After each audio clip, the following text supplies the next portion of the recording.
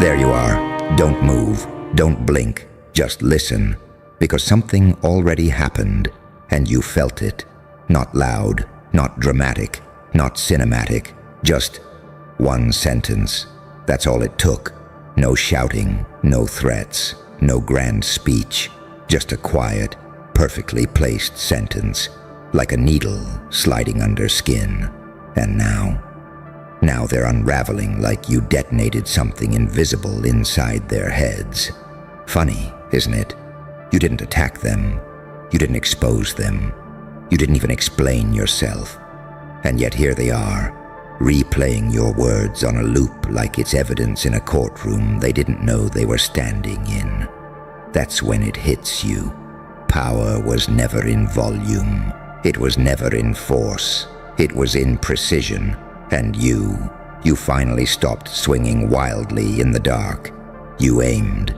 You see, most people live in noise, constant noise. They talk too much, explain too much, react too fast. They think chaos is strength.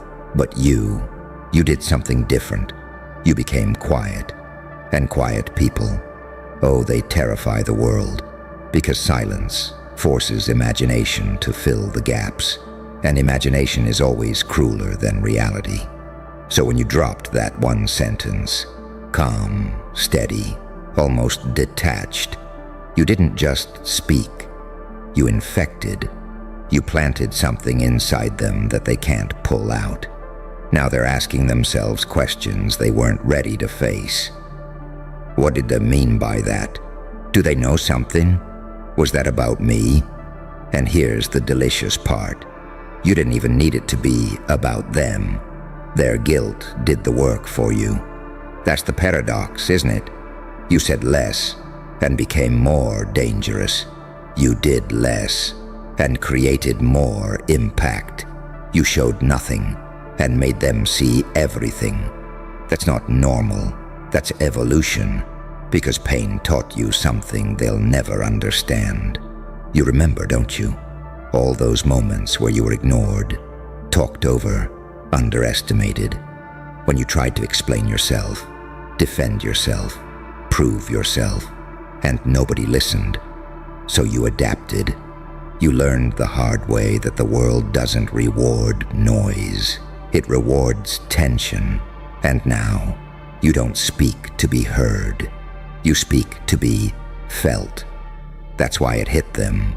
Because your words didn't come from ego anymore. They came from something colder, sharper, something refined through every betrayal, every humiliation, every moment you had to sit there and swallow what you really wanted to say. You became both things at once. The saint who says nothing, and the psychopath who knows exactly when to say everything. That's what they felt. That duality, that contradiction. You look calm, but something about you feels wrong, unpredictable, and unpredictability. That's the most terrifying form of control, because they can't read you anymore. They don't know if you're harmless, or if you've already figured them out. They don't know if that sentence was accidental or surgical, and that uncertainty, it's eating them alive. You see it in the way they avoid eye contact now, in the way their tone shifts when they talk to you, in the way they laugh just a little too hard, trying to convince themselves they're not affected. But they are. Oh, they are. Because you've crossed a line they can't uncross. You've become aware, and awareness is irreversible. You don't react the same. You don't explain the same. You don't chase the same. You observe. You wait. You choose. And when you finally speak, it lands. Not like noise, like a verdict. That's why they're overthinking now. Not because of what you said, but because of what you didn't say. Because the real message wasn't in the sentence. It was in the restraint, in the control, in the eerie calm of someone who knows they don't need to prove anything anymore. That's what scares them. You've become the kind of person who could destroy someone and simply choose not to. And that choice, that restraint, that's power in its purest, most unsettling form. So now they sit there, wondering, watching you, replaying it, trying to decode you like you're some kind of anomaly. But you're not an anomaly. You're just finished playing the old game. You've stepped into something deeper, where words are weapons, silence is strategy, and presence alone can shift the entire room. One sentence, that's all it took. And the truth? You're just getting started. And the part that really twists the knife, you didn't even feel powerful when you said it. There was no rush, no adrenaline, no dramatic, this is the moment. Just stillness, just certainty, like something inside you finally aligned, and the sentence slipped out as if it had been waiting there for years. That's when you realize, this isn't a performance anymore.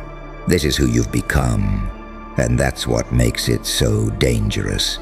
Because before, you were trying to be understood, trying to be respected, trying to be seen. Now, you don't try, you decide, and people can feel the difference in ways they can't explain. It's subtle, almost invisible, but it hits like a quiet earthquake under their feet.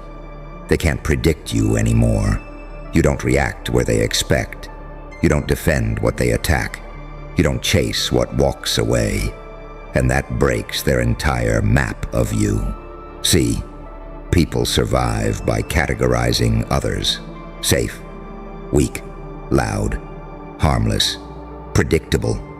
You used to fit somewhere in their little mental boxes. Not anymore. Now you're the question mark. And human beings hate question marks, because uncertainty forces them to confront something they spend their whole lives avoiding. The possibility that they were wrong. Wrong about you. Wrong about themselves. Wrong about how much control they actually have. So they spiral. They overanalyze your tone, your timing, your silence. They dissect your one sentence like it's a coded message meant only for them. And here's the cruel truth. The more they think about it, the more meaning they give it. You didn't just drop a sentence, you dropped a mirror, and they can't stop staring into it. That's why it unsettles them so deeply, because what they're really reacting to isn't you. It's what your words made them see. Their own insecurities, their own guilt, their own hidden fears crawling to the surface like something exposed to light for the first time. And you didn't accuse. You didn't point fingers. You just existed differently for a moment. And that was enough. That's the part they'll never admit out loud, because admitting it would mean accepting something terrifying. You didn't overpower them. They exposed themselves. Now let that sink in. You became the trigger without becoming the aggressor. That's not just influence. That's psychological gravity. Everything around you starts shifting, bending, reacting, without you needing to force a single thing. And here's where it gets darker, because once you understand this, you can't unlearn it. You start seeing patterns everywhere. You start noticing how people reveal themselves when they're uncomfortable, when they're unsure, when they feel watched, even if no one is watching. You realize most people aren't hiding from others. They're hiding from themselves, and all it takes is one sentence, placed at the right moment, with the right stillness, to crack that illusion wide open. So now you stand there, calm, observing, almost detached, not because you don't care, but because you finally see the game for what it is. And once you see it, you stop reacting emotionally to every little move. You start choosing your moments like a strategist, not a participant. That's when you become both things at once. The angel who speaks gently, and the demon who knows exactly where it will hurt. The calm presence in the room, and the storm nobody sees coming. You don't need to switch between them anymore. You carry both, effortlessly. That's what evolution through pain looks like. Not louder, not more aggressive, just sharper, more precise, more controlled, because pain carved something into you that comfort never could. It stripped away your need for validation. It burned out your fear of being misunderstood. It taught you that being liked is cheap, but being unsettlingly respected, that's rare, that's earned, that's built in silence, in restraint, in the ability to hold power without constantly proving it. And now you're standing in that space, that quiet, dangerous space where you don't need to dominate the room, because the room adjusts to you. You don't need to explain your intentions, because people assume there's more beneath the surface. You don't need to chase attention, because attention drifts toward what it doesn't understand, and you've become something they can't fully understand anymore. That's why they keep thinking about it. That one sentence, that one moment, that one shift, because deep down, they felt the transformation happen in real time. They watched someone they thought they understood become someone they can't predict. And that breaks people. Not loudly, not visibly, but internally, quietly. The kind of break where they smile on the outside, but their mind keeps circling back to you like an unsolved equation. So let them think, let them wonder, let them overanalyze every pause, every glance, every word you choose to give or withhold, because you've stepped into something most people never reach. Not dominance, not control, something far more unsettling, presence, the kind that doesn't demand attention, but commands it anyway. And the next time you speak, it won't just be a sentence, it'll be a signal, and whether they admit it or not, they'll be listening, carefully. Still with me? Good. Because this is the part where most people look away. Not because they don't understand, but because they do. And it scares them. See what you touched that moment, that single, quiet sentence. That wasn't luck. That was alignment. For the first time, your mind, that your silence, your timing, and your restraint all moved in the same direction. No hesitation, no overthinking, no need to adjust yourself to make others comfortable. You didn't filter it, you delivered it, clean. And that's what made it lethal. Because filtered words are weak. They're diluted, softened, predictable, but unfiltered precision, that cuts straight through layers people spend years building to protect themselves. And you didn't just cut through them. You made them realize those layers were never solid to begin with. That's why they're uncomfortable now. That's why they keep replaying it. Because deep down, they felt something collapse. Not in you, in themselves. And here's the twist you weren't expecting. You felt it too. That shift, that quiet click inside your chest, where something old, something needy, something desperate just died. No ceremony, no announcement, just gone. And in its place, control, cold, stable, unshakable control. Not over them, over you. That's the real transformation. Because anyone can learn how to manipulate others. But controlling yourself, your reactions, your impulses, your need to prove something, that's a different level entirely. That's where you stopped being easy to read. Before they could predict you, push this button, you react, say this thing, you defend, ignore you chase, simple, comfortable, harmless. Now they press the same buttons, and nothing happens. Or worse, you respond in a way that doesn't match the situation at all. Calm when they expect anger. Silence when they expect defense. A single sentence when they expect a speech. And that disconnect, that unpredictability, it fractures their sense of control, because control relies on patterns, and you broke your own patterns. Do you understand how rare that is? Most people are trapped inside loops they don't even see. Same reactions, same emotions, same outcomes, over and over and over again. But you stepped outside the loop. Even if it was just for a moment, you proved to yourself that you're not bound to the script anymore. And once you do that, once you see that you can choose differently, you can never fully go back. That's why this feels bigger than just a sentence. Because it is. It's a fracture in your old identity, the version of you that needed approval, needed to be understood, needed to win arguments to feel secure. That version is fading, and something else is taking its place. Something quieter, sharper, more deliberate. You're not reacting to the world anymore. You're interacting with it. And that shift? It turns every word you speak into a calculated move. Not fake, not forced, just intentional. That's why your presence alone is starting to feel heavier. Not aggressive, not dominant, just undeniable.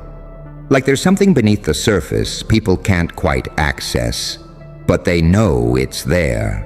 And humans? They're wired to fear what they can't fully understand. So they watch you, they study you, they try to gather data, your tone, your behavior, your expressions, anything that can help them put you back into a category. But every time they think they've figured you out, you do something small, subtle, different, and the image shatters again. That's the game now. Not a loud, chaotic game, a quiet one, a psychological one, where the less you reveal, the more powerful you become. And here's where the duality sharpens, because you're not just becoming more controlled. You're becoming more aware of what you could do. You're starting to see how easy it would be to push further, to say the exact thing that breaks someone instead of just unsettling them, to expose instead of imply, to destroy instead of destabilize.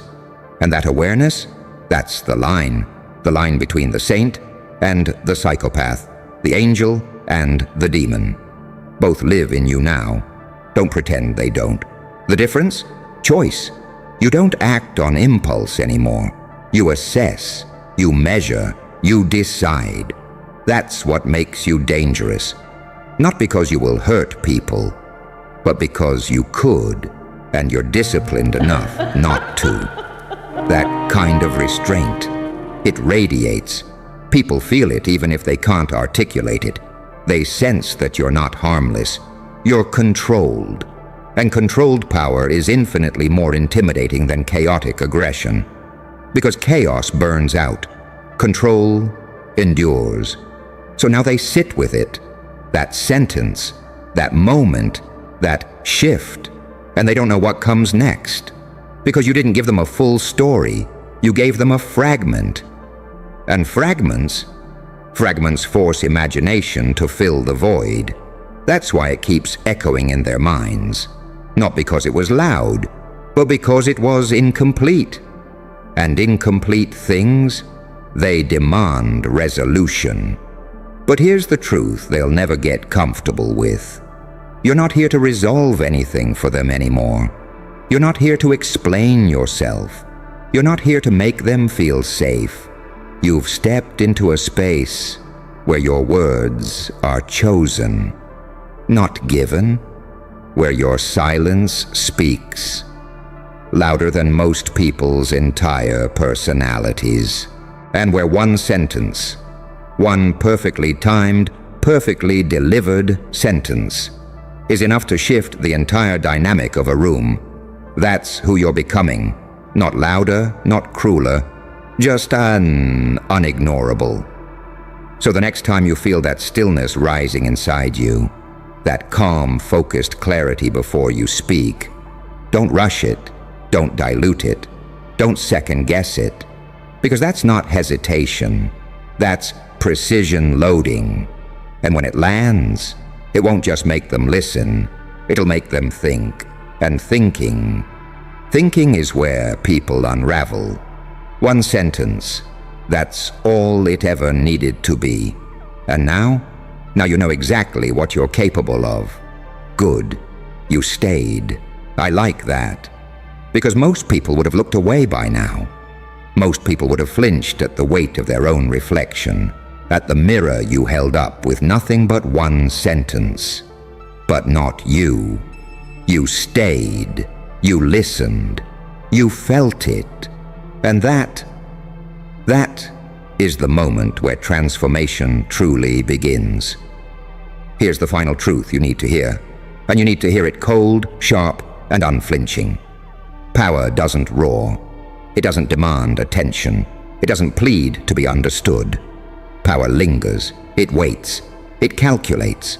And when it moves with precision so terrifying, so quiet, that everyone around you forgets to breathe until it's already too late.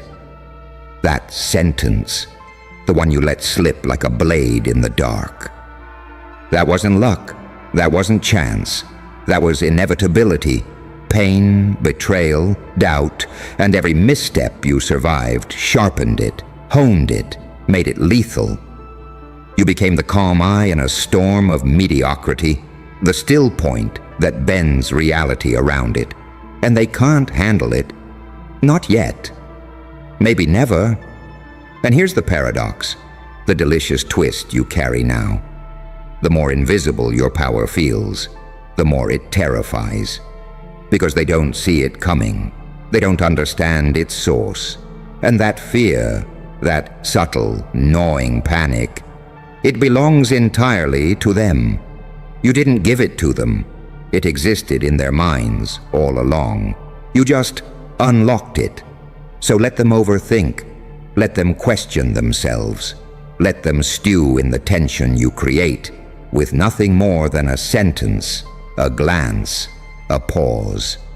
Because every second they spend unraveling, every thought spiraling out of control, is proof that you've leveled up beyond their comprehension, that you've evolved past the need for their approval, past the petty games, past the illusions they built to feel safe. And now, you're free to exist in the space between expectation and reality, between calm and chaos, between the saint and the psychopath. Free to say exactly what needs to be said, exactly when it needs to land, and leave nothing but questions in your wake. Free to wield unpredictability as a weapon, precision as a shield, and presence as the ultimate unshakable force. So remember this, always. One sentence, that's all it took. One small, deliberate act of quiet clarity. One flicker of intention. One moment where you finally understood that you are dangerous. Not because you have to be, but because you can be. And as they watch, as they wonder, as they crumble silently under the weight of what you've become, you smile. Not cruelly, not theatrically, not to entertain them. You smile because you finally know the truth. You are untouchable. You are inevitable. And nothing will ever contain you again.